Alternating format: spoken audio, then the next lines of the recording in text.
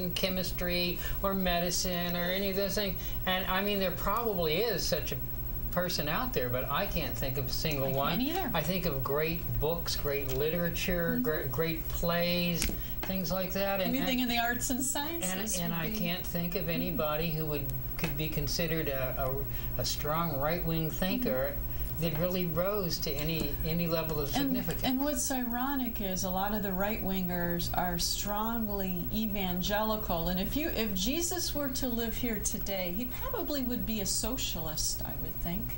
Well, he would not be a capitalist, and that's what this country is. I think he'd be a socialist or something to that effect. Well, it would appear if you... He wouldn't be driving a Hummer. No, not at all. He probably would be riding a bicycle. Or walking. Or walking, yeah. Exactly. Yeah. And he would be helping the homeless and helping the needy, and he wouldn't be there, trying to condemn them. I guess there's, in St. Pete, have you heard about Tent City? Yes, I have. I guess the mayor is trying to get rid of a bunch, I guess it's private land where there's a bunch of homeless people living in tents, and the mayor doesn't like the looks of it or whatever, so he wants to get rid of it. And these people have no place to go. That's his solution isn't to address the problems of the homeless. His solution is to get I don't want to look at it. It's ugly. I don't want to look at it. It's hurting property values, and it's part of the disease that's wrong in this country. Politics is part of the disease that's wrong in this country. For the most part, I think a number of people that are politicians because they couldn't get a real job. There are some good people in politics, but there sure are an awful lot of bad ones.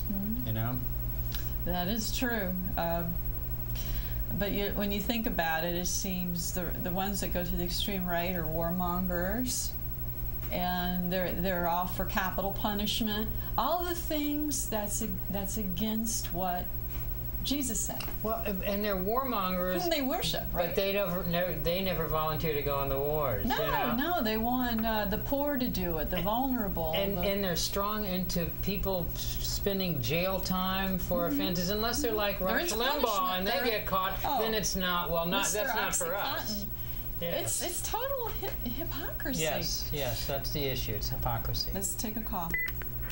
Hello there. You're on the air. Hi. I think we have to find a new way to describe the right and the left. Turn down your TV, please. I'm sorry. That's all right. We just could hear you better. That's all. There's feedback. I realize that. That was the last person. I can hear you really well now. That's good. What I was saying was that I think we need to find a new way to describe the right and the left. Okay. How's that? Well, I don't know exactly, but the right is not correct, and the left is not wrong. Right. I think it's ironic that people describe themselves as conservatives when they're really radical right-wing. Very, very true. True conservatism, my grandparents were conservatives, and that meant you mind your own business. You don't get in other people's business and tell them what to do and bother them. And fiscally conservative. This administration is spending money like crazy. And you're right. It's just part of the hypocrisy. The use of the parties. The parties will use terms to describe themselves that it's obscene, because that's not how they are at all. And I agree with you. People that are conservative, it's not about telling other people how to lead their lives or sticking their nose in somebody else's business. It's about taking care of your own and taking care of yourself and your family, etc. Would you agree? Like the Quakers. Do they go around telling people what to do? Right. I think what we need to do is work on some new speak in that regard. I think it's funny how, we have this misspeak. For instance, they call the jail the center of justice. And it's a jail, okay? It's not necessarily justice. There's not much about justice in a jail. There's not much rehab going on either. If you're poor, you get to go. If you have the money for an attorney, you don't have to go. I don't understand the justice part. I mean, there are people who commit crimes that need to be in jail. Don't misunderstand me. Yeah, but when people run over kids and don't go to jail because they have a fancy attorney, Well, you were talking about Jesus being a socialist, for instance. He would have been if he were here today. He would be for the people. I think it's so ironic that when the 9/11 tragedy happened with the World Trade Center, that, you know, some of the most religious, populist, Pat Roberts, Jerry Falwell, they came out and tried to blame, you know, things like homosexuality and gay marriage and things like that. They never addressed their own greed. And, I mean, you can go down the list of these. And I'm not saying there's anything wrong with somebody being spiritual. That's a great... Yeah, we're not saying that either. Hypocrisy of, you know, the Catholic Church was the largest real estate owner. I don't know if they still are or not. You know, the pedophilia that goes on in the... Right, right. Catholic Church was tight with Hitler, since we were talking about Hitler. Actually, the Pope was. He refused to do anyhow. But go ahead. You're on a train of thought. Please continue. Oh, I was just going to cite more names like Jim Swaggart, Jim Baker, you know, and just go down the list of the hypocrisy of the religious right. And yet they didn't cite any of that 9/11 happening. No, you're absolutely right. It's all a big smokescreen that they put out, and they're in it for the money. I do think that we are not going to solve the Middle East problems until we solve our foreign policy, which means we're going to have to look in the mirror at our own greed. I couldn't agree with you more, and we're going to have to wean ourselves from oil. If we didn't have the world's biggest thirst for oil, the Middle East would not be a problem for us right now at all. Well, it can be done now with green power, between growing soy and corn and wind power and water power and carbon fiber composite bodies, electric cars. We can get off oil, and we could burst our economy. I mean, it would be so good if we would take that direction and do that. And the billions that we're spending on bullets and war could save the world. Yeah. Well, you know, and we need to quit training our children from an early age to become massive consumers and to feel that they need to have all these things that we don't really need that just contribute to the degradation of the Earth's environment. They feel their identity is what they own. I am what I own. And it transfers into adulthood. Look at the people driving Humvees. How more obscene could anything be in a world that is facing a CO2 crisis and an oil depletion crisis, and there's air pollution, there's global warming, and people are buying things like that. And we need to do a better job of helping, of educating people so they won't make those kinds of decisions. That's what I think. How do you feel about that? That should be the job of our religious people, I would think. But they're all about the bling themselves. Well, I know. Well, they're more worried about the fetus or something than the immorality of global warming. It's moral not to conserve. President Bush promised to veto the stem cell research bill, but yet here he's sending 20,000 plus more men into harm's way. Right. Hypocrisy. You're right. Well, thank you. I appreciate your show. Thank you. We enjoy your comments. All right. Bye-bye. That was a good call. Yeah, very good call. Let's take another one. Hello there, you're on the air. 1 second. Hi. Yeah, turn your TV down. Yeah, I'm turning it down. Okay, thank you.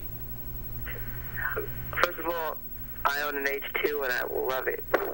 Do you? Okay. Go ahead. I'm what kind of mileage do you get? What kind of mileage? 18 miles to the gallon? 15? 5 miles to the gallon. I love playing board games. Well, as if he really owns one. Yeah, right.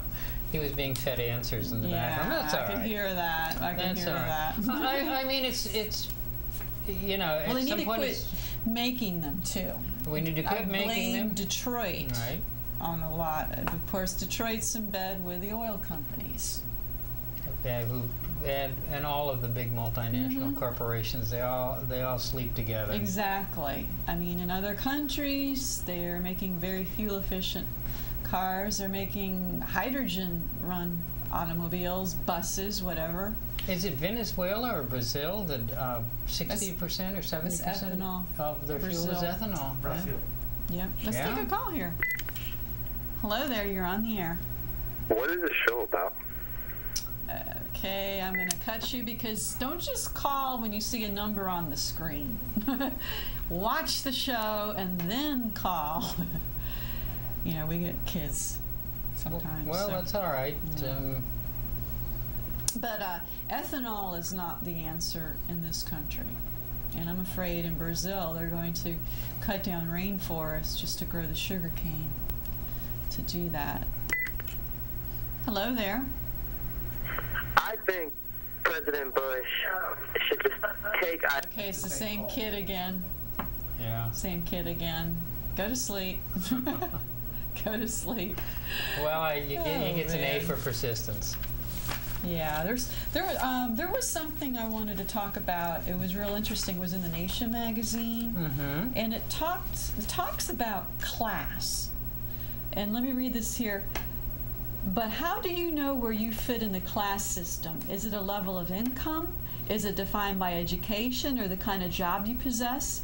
Is class a function of your relationship to your labor? For instance, are you in the middle class because you own your own business? Or are we defined by a rung on the ladder? How do you, and this brought up a point, how do we know what class we're in? I don't know. There's this whole article about this. I mean, do you raise your class if you get educated, or you're rich? You know, I don't know. What do you think about that, Bob? I think maybe how do maybe it would be this? best if we got rid of the concept of class. Compartmentalizing people into yes, different... Yes. I think maybe that would be the healthiest answer of all. Because it's labeling. It's like high school. Well, but that's how we're run. There's prejudice against people by class. And how do you know what class you're in? I don't know. I was in first grade once, but I would have to guess in this country money they class go by. is directly related to money. Sure, not. But what then you may do. not have character. That's the thing. I mean, maybe you have a lot of money, but you act trashy. You don't have character. Well, I don't think character gets rewarded. Is it in part this of country. class too? I don't know. This was something I thought I would just throw out there. What's the old joke? People. You have a lot of class. Too bad it's all tourist. You know, I mean, I don't know. I don't know how you define that, and it's probably defined differently by different people in different parts of the country, or different neighborhoods, or everything else. I don't know what the answer is. I thought it was something to throw out there and look at, because, you know, I think most everybody that I talk to thinks and says they're middle class, I guess.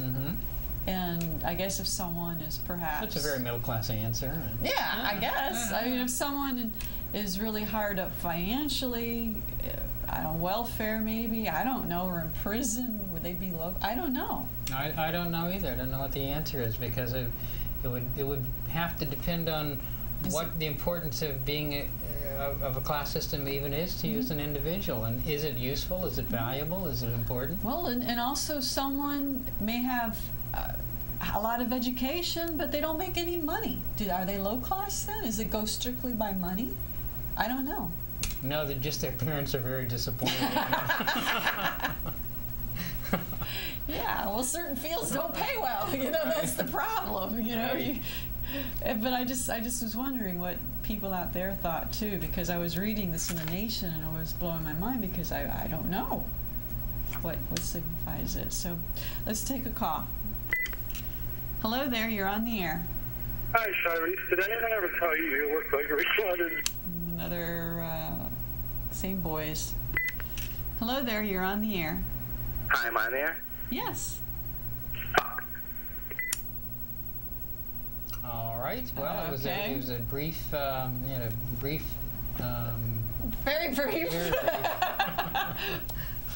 Very brief, and yeah, I got you. Hello there. Hey. Hi, Kim. You're going to save us.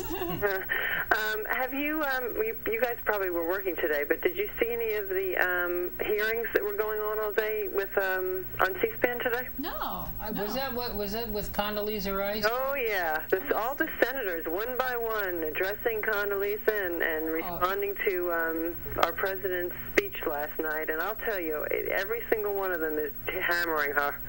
Well, I saw